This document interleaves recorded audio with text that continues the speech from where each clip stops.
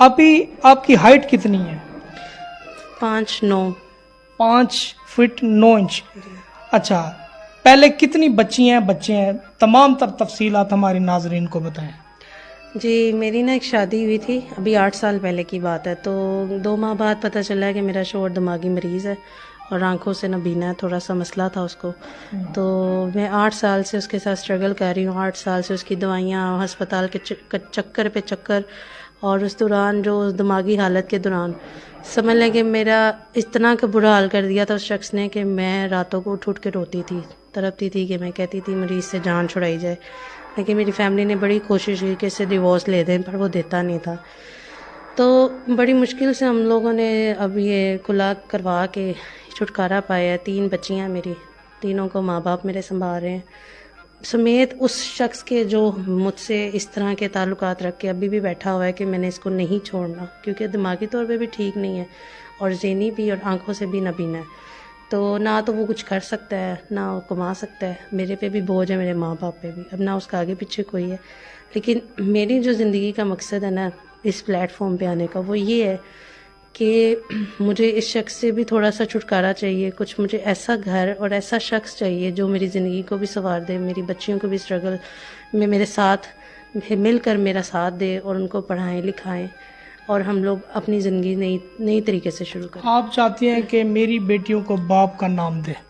बेशक बाप का नाम भी ज़रूरी है, जो उसका अपना सगा बाप है उन बच्चियों का, वो तो अभी उनके सर से जाने को तैयार नहीं है। लेकिन आपकी मैं बात काट रहा हूँ, थोड़ा सा मुझे भी बोलने का मौका दें।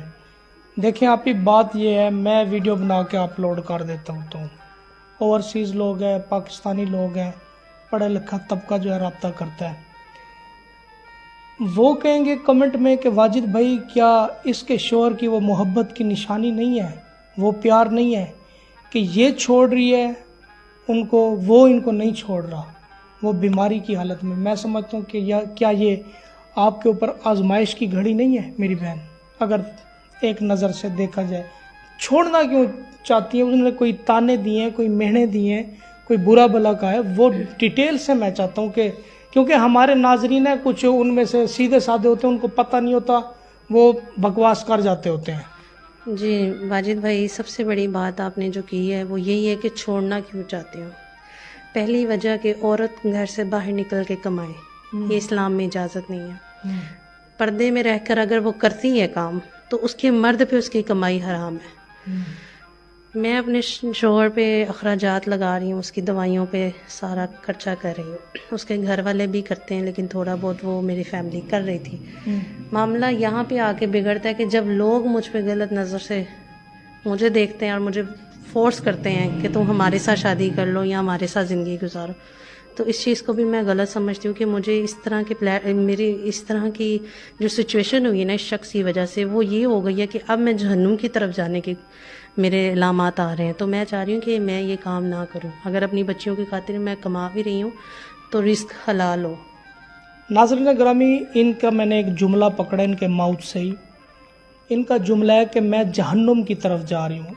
आप लोग समझ सकते हैं कि औरत जब गलत कदम उठाती है किस वजह से उठाती है। एक तो पाकिस्तान में बिजलियों के बिल, पानी का बिल, गैस का बिल, घरों के रेंट, और बंदा बीमार हो और कुछ ना कर सकता हो, मामलात हों और उसमें बातें भी कर जाए इंसान, तो एक तकलीफ़ होती है। और ये खातून साहब है, औरत होकर मर्दों की तरह कमाए और अपने बच्चों की परवरिश करे, उनको खिलाए पिलाए। पिछले दिनों ने मुझे कॉल करके कहा कि वाजिद भाई मुझे सिर्फ एक 2000 रुपये भेज दें।